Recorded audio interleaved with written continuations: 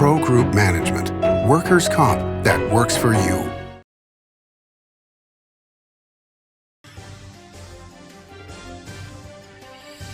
Welcome to Nevada Newsmakers. On the broadcast today, A.G. Burnett joins us. He's the former chairman of the Nevada Gaming Control Board, here for the whole show on an all-new Nevada Newsmakers.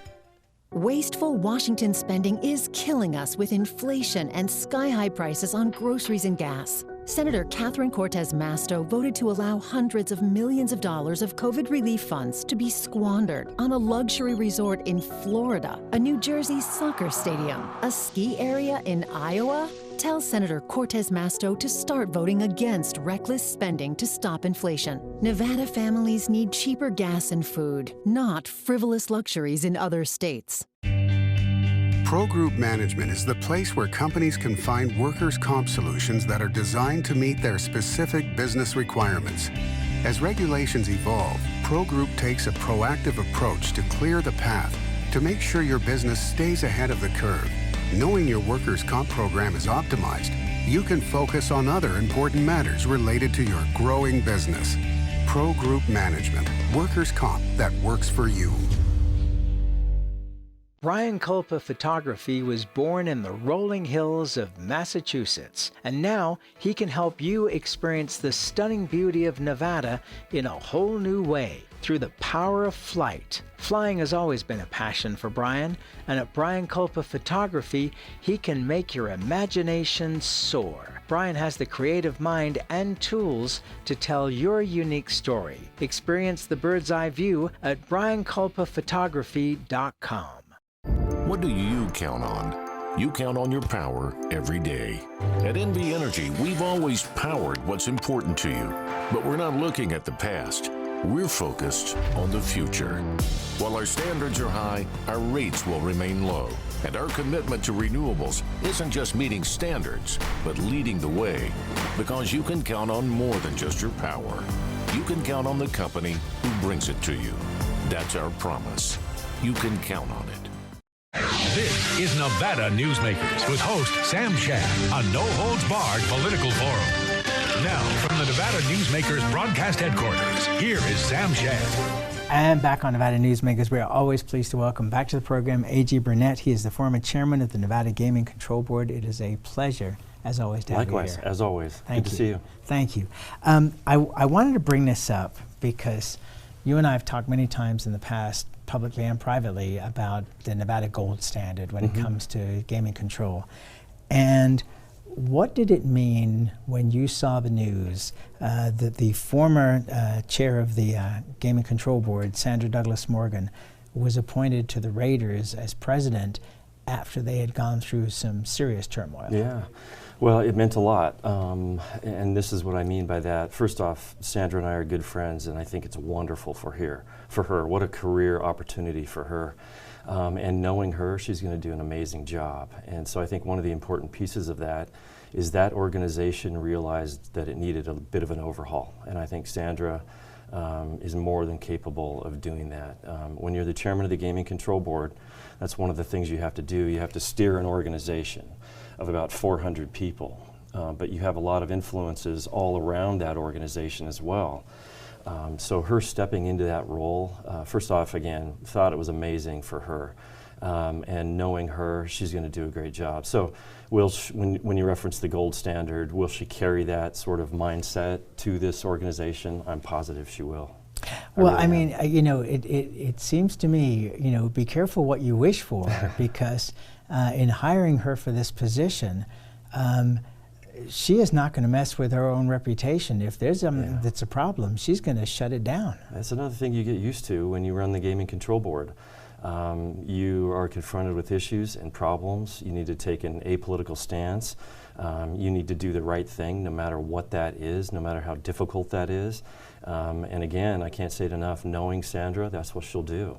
So I don't know what's going on inside of that organization. She already does.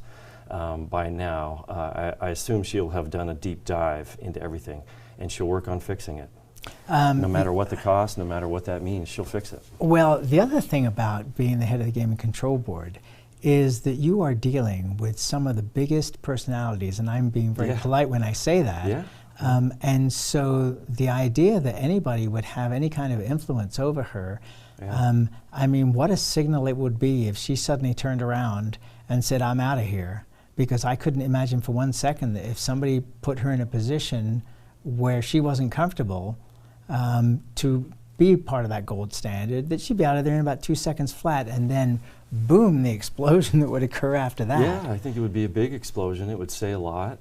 I don't think that's what will happen, though. I think that she'll go in and she'll find a receptive company. It sounds like the business is receptive, and look, she'll be a boss. You know, she'll run the show. And you're right, you do have to deal with some big personalities, and one of the things about dealing with big personalities oftentimes is you have to say no. That's not what we're doing, that's not right, that's not how it works. And she's not afraid of doing that. To say the least. You know, I have to say that when Jeremy Aguero resigned his position, I was shocked because Jeremy is just solid gold. Yeah. One of the most respected economists in the country, if not just here in the state of Nevada. Yeah. And I don't know any of the details. I don't want to get into any of the details, but just that as a sign of saying you have somebody like this that after 18 months walks away from, and he'd walked away from his own company that he'd been with for decades. Yeah. That was a sign that there was something seriously wrong there. So it's going to be very interesting to see what happens, and we will follow this closely. It will. Let's talk about Macau. Okay. Wow, it's like this was, a platinum mine, let alone a gold mine, for these Nevada companies, Las Vegas Sands, MGM, and Wynn. Yeah. Las Vegas Sands and Wynn especially. With the COVID shutdown, they have lost billions and billions of dollars in revenue. The numbers have been, even though you still end up with $1 billion number at the end of a quarter, it's just far, far less than they were getting before. Yeah. Las Vegas Sands just repeated what they had done years ago during the Great Recession by putting $1 billion back into the company. Is this a matter of survival at this point for these Las Vegas companies in terms of they have to keep funneling money into these projects, but they're gaining no revenue? Yeah. They're losing revenues right now. I think loss of about $500 million this last quarter, if I'm not mistaken. However, I think that's probably short term. Xi Jinping has made it clear that they have a no COVID policy, and they're going to shut down until they can get their numbers down to whatever level is satisfactory for them. And it looks like the numbers are going down in terms of infections. As long as that continues, I see Beijing loosening the numbers for travelers coming into Macau probably in the next quarter sometime. That would be my guess, unless something really strange happens. So those masses of people, from high rollers all the way down to the folks from the surrounding areas in China, will come back, I think.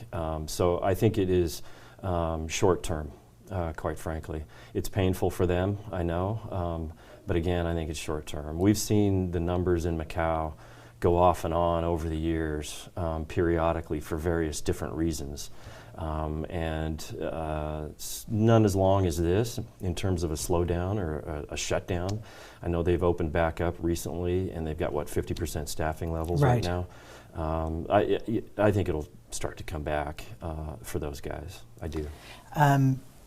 Do you think it's a 1 year, 2 year, 5 year? I remember when we were talking about the COVID shutdown, Jan Jones was on the program talking about it being 3 years, and at the time I was shocked, but it turned out that she was 100% correct. How long do you think it's going to take? At the same time that these companies are putting billions of dollars of investment, as the government wants them to, into other non-gaming related things. Yeah, it's really interesting. Now, I don't know if Jan was talking about Macau or Las Vegas. No, she was talking about Las Vegas. She was talking about Las Vegas, and she was correct. And what we saw when we reopened in Las Vegas and Nevada was a huge rebound with all that quote-unquote pent-up demand. I don't know if you'll see that when Macau comes back, because I think it'll be more gradual than it was here in the state of Nevada. But I think the rebound will come back gradually. And of course, okay, so I have to ask you, why do you think gradually? Because Beijing. Well, I think it'll be Beijing. But the pent-up demand. Okay, Yeah. When I was a kid, I worked in off-track betting in London, okay? And if you had anybody, like a Chinese restaurant near your shop, because off-track betting is in shops in London, you were guaranteed a ton of money coming in because it is part of their culture. The pent-up demand in China has to be unbelievable to want to go to Macau, to other places in Asia, and to Las Vegas. Why do you not think that it would be as big an explosion of money as it was here? It very well could be, if Beijing releases. Just if because the you're an borders attorney, opened you're meant up. to No, be giving it. well, Somebody once said to me that as an attorney, their job was to give you the bad news. If it turned out better, fine, but their job was not to give you inflated good news. Sometimes that's the case. This is just me. Yeah. But I think that, look, let's be honest, we've seen a lot of control over Macau and Hong Kong. I'm not saying something that's a secret anymore. Beijing is in control. I think Beijing has always had an interesting relationship with Macau. And Beijing has had a relationship with Macau that is interesting because a lot of its upper echelon in the citizenry in China, in the mainland, like to go to Beijing with various amounts of money. You mean Macau? I'm sorry, to Macau from Beijing. And that's been something that has been troublesome, I think, for Xi Jinping in the past, and he's enacted measures in order to control that. So again, I might be speaking out of turn, but I think that the spigot doesn't just go right back on. I think it's all totally up to Beijing and whatever internal politics exist. And that may mean a gradual incremental increase, not due to COVID, but due to politics. Is the junket business dead? It's, you know, that's a good one. I don't know if you've been following events in Australia. Yes. Crown and Star had a junket model that clearly did not work. That clearly has come under scrutiny. In Nevada, we never allowed that junket model for obvious reasons, and we were always a little bit hesitant about the junket model when our licensees went over into Macau to operate in that sort of environment. I don't think it's dead, but I think it's on its way to further changes, and that started when our operators went over there. One might argue it started with the Nevada Gaming Control Board's concern of how junket rooms were operated, how VIP rooms were operated in Macau, and whether or not we were comfortable with our licensees operating in that kind of a context. I think that has gradually changed the scenario in Macau, but with what's gone on in Australia and just an overall look at the Macau junket business model, I think it's slowing down and subject to change. You know, it's funny you bring that up because, you know, about the reticence of the Gaming Control Board. Phil Satry on this program said a few years ago the reason that he didn't push Harrah's into Macau when the other major gaming companies were all pushing to get in there was his concern that he would be putting into jeopardy all of Harrah's / Caesar's licenses if something were to go wrong. And so your point is very well made. And by the way, the Australian thing was stunning. Sure. To see these huge corporations that make nothing but money. I mean, you go to Crown in Melbourne. I'm sure you've been there. I have. I mean, it's a stunning property. It goes on for days. Right across the river from downtown Melbourne. Right. Beautiful property. Kerry James Packer property. Same with the one in Sydney that's being built. Happy to chat about that, but an examination of their operations has clearly revealed that there was a lot of issues going on within that company and now Star. And I think it's incumbent upon the Australian government and the various states they are looking at that and I think are looking at revamping their regulatory models to reduce the risk or eliminate the risk of those kinds of things happening again. Corruption, money laundering, stuff that we have sort of tried to fix in Nevada and have fixed in Nevada. I think some of those best practices could be exported over there right now. Yeah, it's funny. I was in Macau in 2000. And that was before all of the Vegas companies were there. It was still under the Portuguese government's control. You went to Stanley Ho's I did. To the Lisboa. And it was disgusting. It's oh different. my God. I mean, you would walk into those rooms And you never saw anything more obvious than the prostitution, the corruption with the crooks who were running the rooms because they were renting. I mean, it was just my first so time there, obvious. it was almost like a movie. Yeah, exactly. Yeah. I was in shock. It was amazing. Yeah, and obviously something so foreign to us coming from Nevada. But I was there for many of the same reasons you were, to do due diligence and understand what was going on, knowing that our operators would go over there. Amazing. All right, let's take a break. We'll come back. Sure. We could go on about Macau for days. Yeah. Let's take another break. We'll be right back. Wasteful Washington spending is killing us with inflation and sky-high prices on groceries and gas. Senator Catherine Cortez Masto voted to allow hundreds of millions of dollars of COVID relief funds to be squandered on a luxury resort in Florida, a New Jersey soccer stadium, a ski area in Iowa. Tell Senator Cortez Masto to start voting against reckless spending to stop inflation. Nevada families need cheaper gas and food, not frivolous luxuries in other states. Hi, I'm Renee Summerhour, digital news anchor here at 7 at 7. Watch our streaming nonstop newscast immediately with your mobile phone. 7 at 7 is the new way for you to get every bit of local news you need in just 7 minutes. Breaking news, local neighborhood news, weather, and sports are just a click away. Reporters bring you all of what's happening in the Valley. From Roku, Amazon Fire, Apple TV, YouTube, and more. Get every bit of local news you need from the RJ and LVRJ.com. I'm here at the Carson Valley Inn in Minden with Joey Whitaker. One of the things I love about the Carson Valley Inn here in beautiful downtown Minden is CB steak. I have eaten here so many times. Tell folks what they can expect when they come here to eat. It's a beautiful room, great service. We have certified Angus beef, seafood, lamb, a great range of appetizers, and wonderful desserts.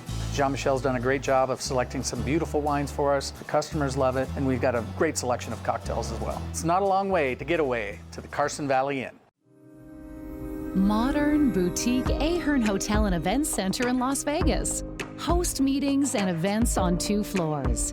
Stay in luxurious rooms and suites. Unlimited branding opportunities. Regional Italian cuisine by Chef Mark Segrisi. Flexible event spaces. Full buyout options. Visit ahernhotel.com today.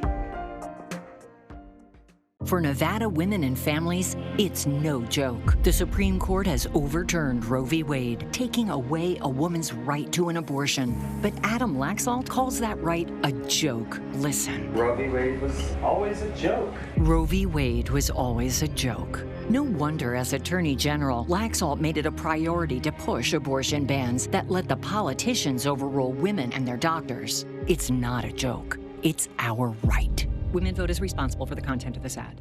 This is Nevada Newsmakers. And back on Nevada Newsmakers, we continue our conversation with A.G. Burnett. He's the former chairman of the Nevada Gaming Control Board. We were talking about Macau and Phil Satri's reticence to take Harrah's/Caesars into Macau. Did you want to elaborate a little bit more on that? Sure.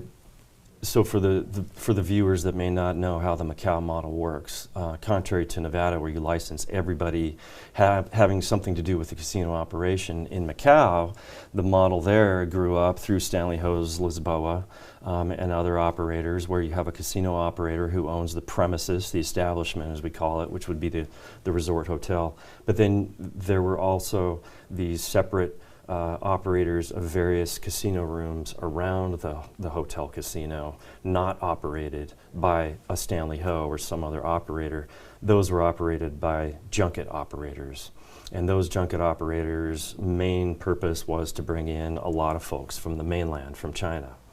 Lucrative business, but something that likely wouldn't fly in Nevada. Well, now, wasn't this part of it was the fact of you couldn't bring cash out of China, and you had to go through a junket operator, and there was a whole collection process that was really sketchy. Sure, yeah, absolutely. And even to this day, you can only bring certain amounts of money into Macau from the mainland. There's strict controls on that, and I believe that monetary requirement kind of changes periodically from time to time.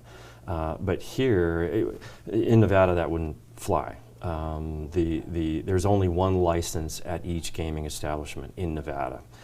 So if you're Sam Shad and you're licensed to run and operate a casino in Nevada, you're the guy, you're the one. You can't have these ancillary entities or affiliated entities running casino rooms at your property. And so it was just something that the regulators in Nevada were uncomfortable with from the get-go. Worked really, really hard to understand it. Didn't necessarily ever get a good comfort level, but we knew that the operators in Nevada were subject to our laws, so that when they went over to Macau, they would operate under Nevada standards, which they did. And over the course of those years, they have really worked to incorporate Nevada standards into their operations. Compliance plans, compliance programs, compliance staff, due diligence on vendors, suppliers, key employees, all of the things that make Nevada a very, very safe regulatory jurisdiction for gaming, they've exported to Macau. It's interesting that the Chinese government wants, like Singapore did, to have these gaming operators expand their offerings into more general entertainment and shopping, conventions, which of course was Sheldon Adelson's whole plan with integrated resorts.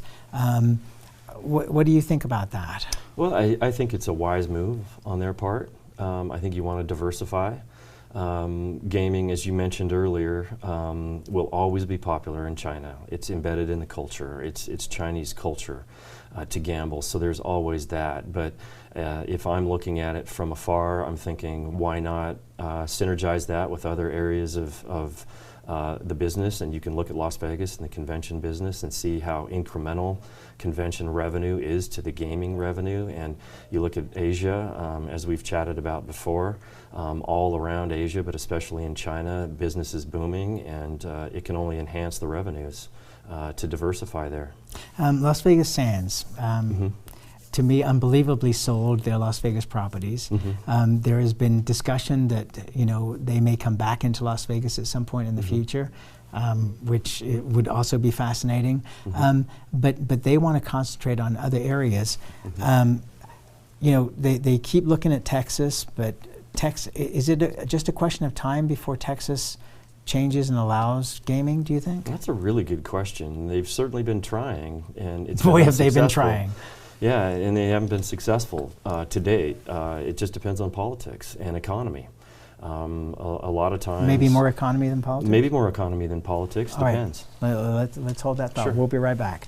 Southwest Specialties has been making the homes and businesses of Nevada beautiful for more than 20 years. Their experienced designers and craftsmen create the walkways, backyards, water features, and a variety of outdoor cooking areas that add curb appeal and value to your investment. Call today or visit them at their website and see how they can make your outdoor spaces special.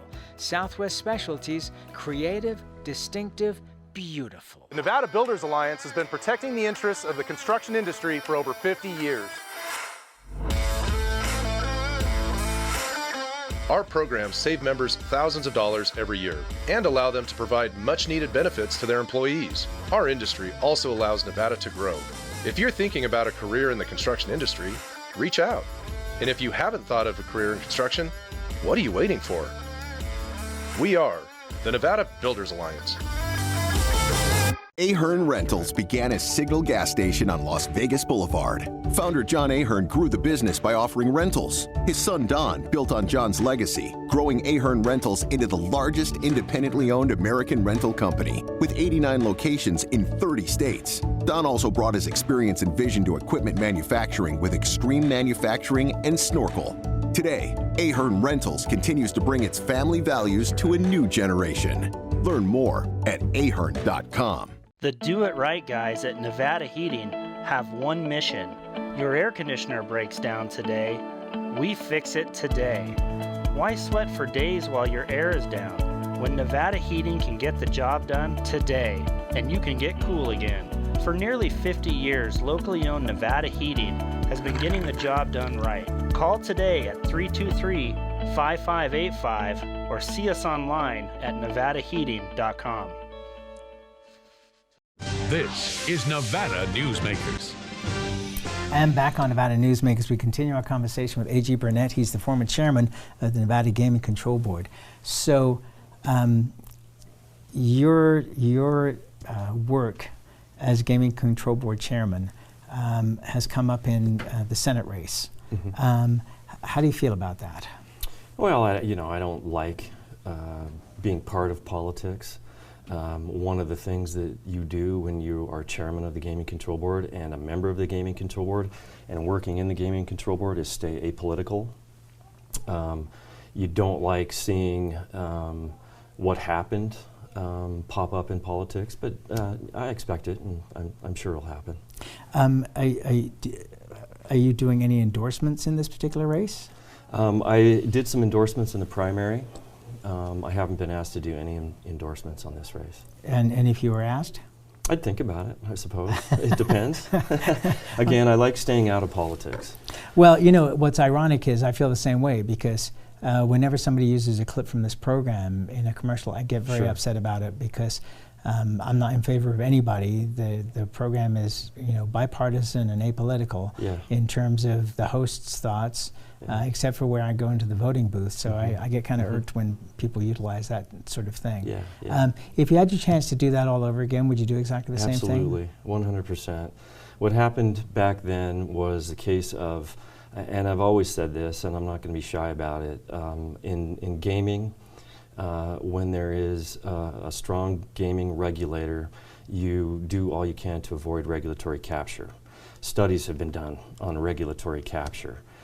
You have to be very sensitive against that, and I was very sensitive against that, and I know the Gaming Control Board now is very sensitive to avoid any form of regulatory capture, and that's what that was all about. I've always said that at the intersection of regulation and industry and politics, politics is the weakest link, depending on the personality, depending on the politician. And industry has to be told, I suppose, by the regulatory side of what works and doesn't work, and what can happen and what won't happen and won't fly. And what you saw there was a regulator standing firm and taking a position of non-interference in what was essentially a political situation. And that's where we have to leave it. H.G. Burnett, always love having you on the program. It's always good to see you, Sam. And I could use 2 more shows with you. Yeah, thanks, my friend. Problem. Come back soon. Good to see you. And we'll be right back. Early in the morning or throughout the night, professional truck drivers are on the job, serving you, safely moving freight that's crucial to our economy. From the oldest industries to our newest innovators, from the exotic to the everyday. Trucks are everywhere, moving everything. Never afraid to embrace a future that makes Nevada and our nation stronger. Trucking moves America forward. Take a look at Pro Group Management and see how your workers' comp requirements can be met head-on. By taking a proactive approach, Pro Group can assure that your company is meeting or exceeding state and federal standards. As you move forward in your industry, Pro Group moves with you, simplifying regulatory tasks, clearing the way so you can get the job done and look to your future success. Pro Group Management, workers' comp that works for you. As always, you can watch Nevada Newsmakers 24 hours a day at NevadaNewsmakers.com. You can also check our archive going back to 2005 on our website. Again, NevadaNewsmakers.com. We'll see you on the next show.